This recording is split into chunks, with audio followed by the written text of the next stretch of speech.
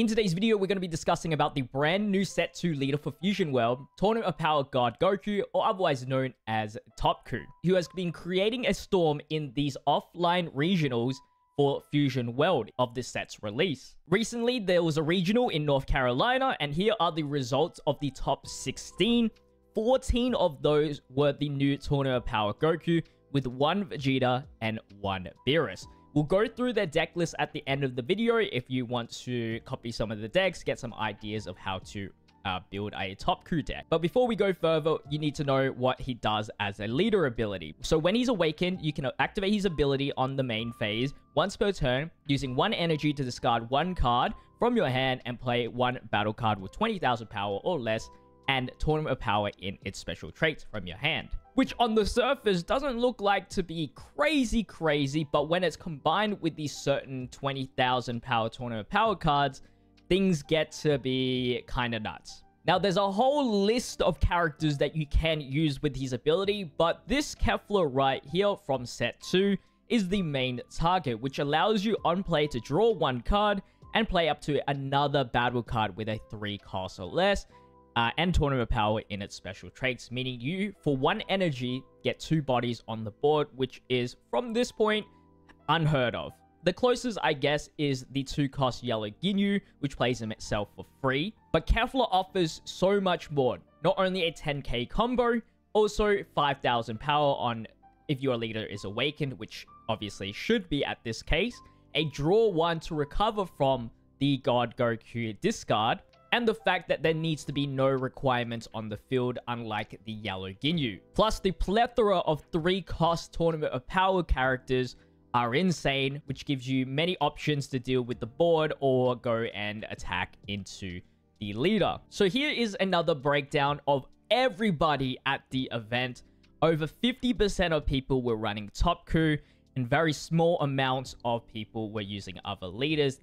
To a minute, there isn't like a second character that has a huge chunk, which is problematic for the game, or some people will see as a problem for the game, because everybody's going to be running the same deck, and it just is not viable running other decks in this game if the #1 deck is ToP.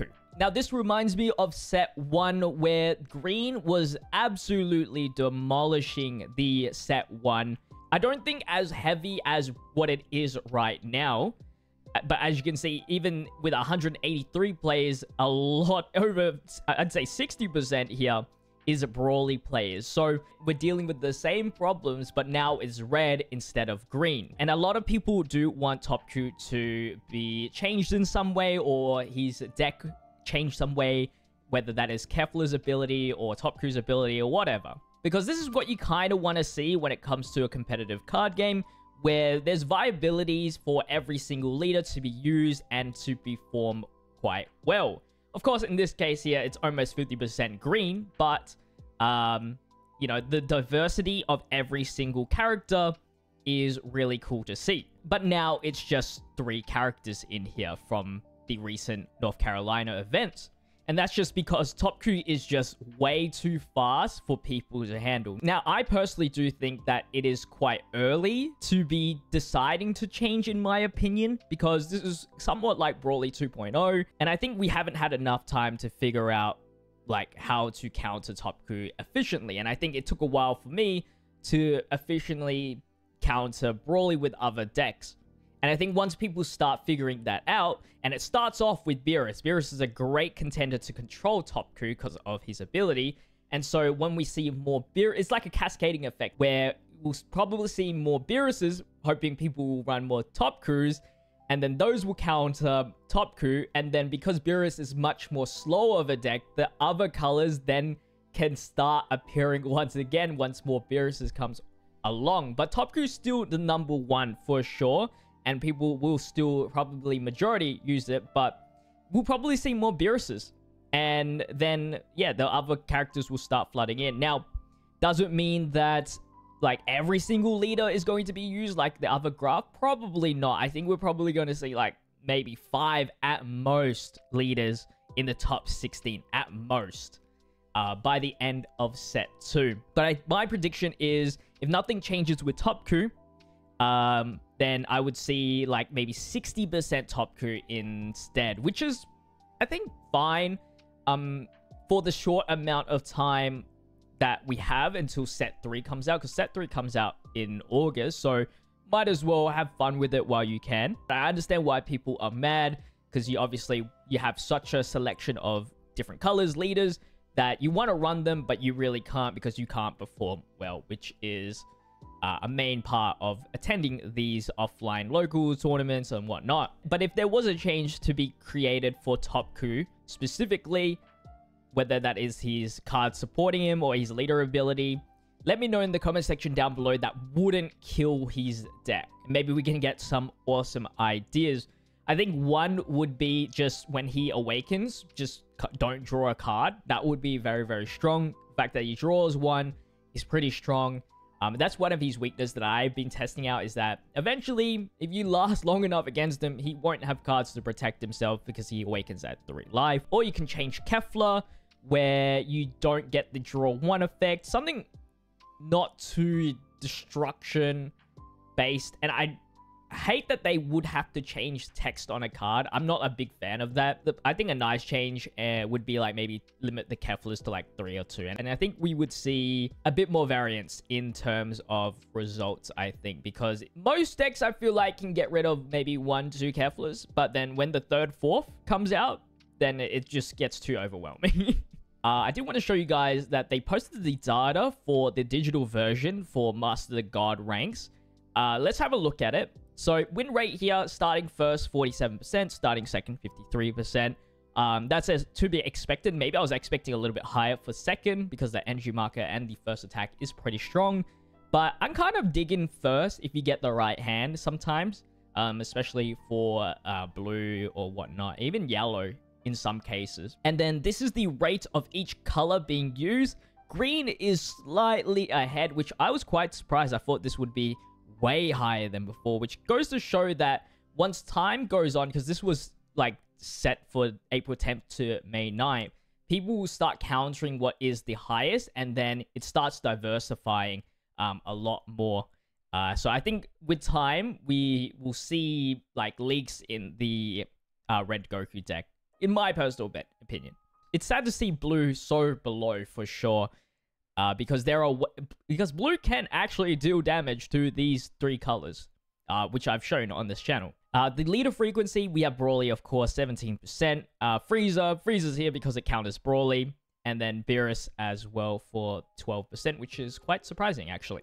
Leader victory rate, Beerus has the highest percent, which is insane, and then 56% Frieza. I'm assuming because Frieza just absolutely just speeds through Brawly maybe, and Gohan. Gohan here 55% as well. So no Brawly here. So Brawly has a lower win rate than the Gohan leader card. So anyway, let's check out the top 16 decks. A lot of them are Gokus, of course, so we're going to speed through them. And then we'll look at the 1 Vegeta deck and the 1 Beerus deck. So let's jump into the number 16 spot. I'm not going to go into too much detail, but if you want to, you know, get some ideas, then feel free to go through them. I mean, they're top 16, so I'm not going to judge them. They're pretty good. Beerus is nice here because I've seen the counterplay to just annihilating the whole field of ToP. This is top 15 here. So you start to find out the staples of this deck, the Keflas, the Gohans here, the Roshis. And then from then on out, it's a variance of what you think is like the most valuable card. Of course, the super combo, and of course the leader skill. So here he values the Universe 7. That's why he has the Universe 7 search. That also searches the super combo as well. Here is the Vegeta deck, which is a nice switch up on things. So he was 14th place. Quite an interesting build here. Very different to what my Vegeta deck is looking like. 100%. There's a lot of differences, I will say. This is 13th place. So as you can see, the 4 Keflas here. Actually, did we see the last ToP have the glimpse of hidden arrogance? I don't think so. So quite interesting. I would say 100, almost 100%, because we just saw one without it. 99% of you guys should be playing Glimpse. It's a very strong pressure card, plus protection as well. This guy runs God Kamehameha as well. The 4 Roshis is appearing once again. 13th place here. We do see the Beerus come back. This guy plays UI Goku, which is very rare to see. 4 energy is quite costly in the Goku deck, but if it works, it works. You can get some great punishes actually running UI Goku.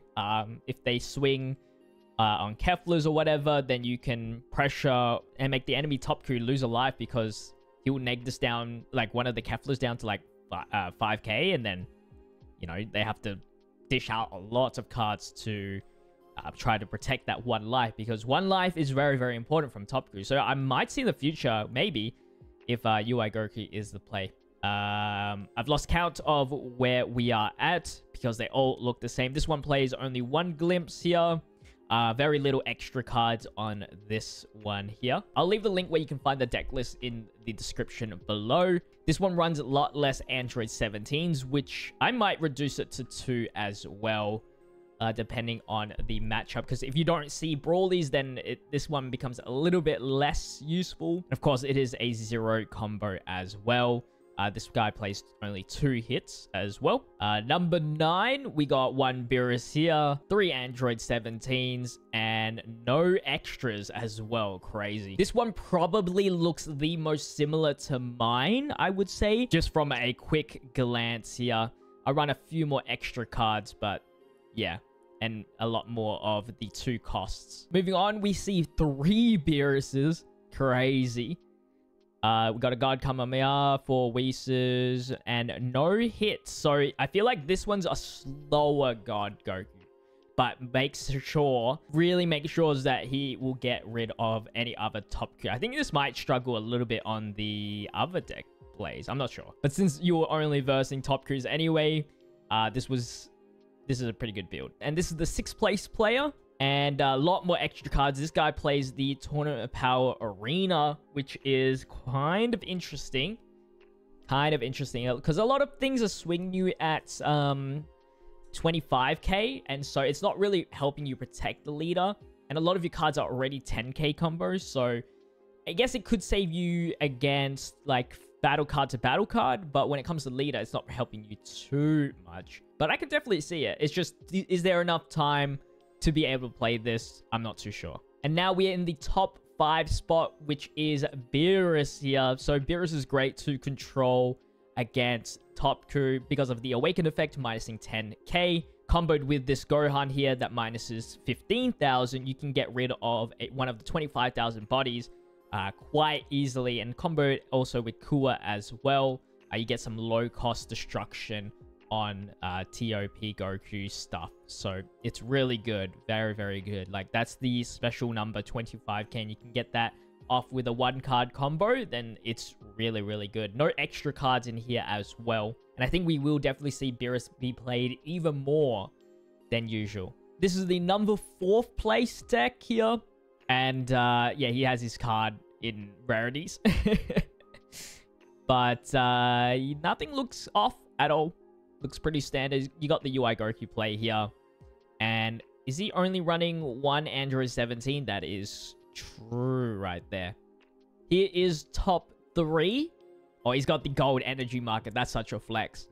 A lot of people are running the 3-cost Gohan, which minuses 10k. Of course, combined with the actual good 3-cost Gohan, it can destroy 1 character and allow you to swing nicely into a board full of top Q stuff. So maybe this is a character to put in. 3 Android 17s there. This is some high rarity deck, man. He's got the gold Roshis, which is nutty. And some players like to run this blocker Kaba as well. And this is the number 2 deck build. I swear, I'm just looking at the same images every single time, which is why probably some people are mad. And the number 1 spot right here, we got 1 Caulifla, 4 hits. Interesting. But that is the recent results with top Q. Let me know, once again, how would you fix this? I think, honestly, just wait it out. I'm sure we'll problem solve it. Us humans will problem solve this or nature will find its way, of course, to be able to solve this, and everything will be a little bit more even, I think, in terms of results. It's just one of many tournaments, so, you know, we'll see what happens. But if you guys did enjoy today's video, don't forget to leave a like and subscribe to the channel. I'll see you guys in the next video. As always, peace.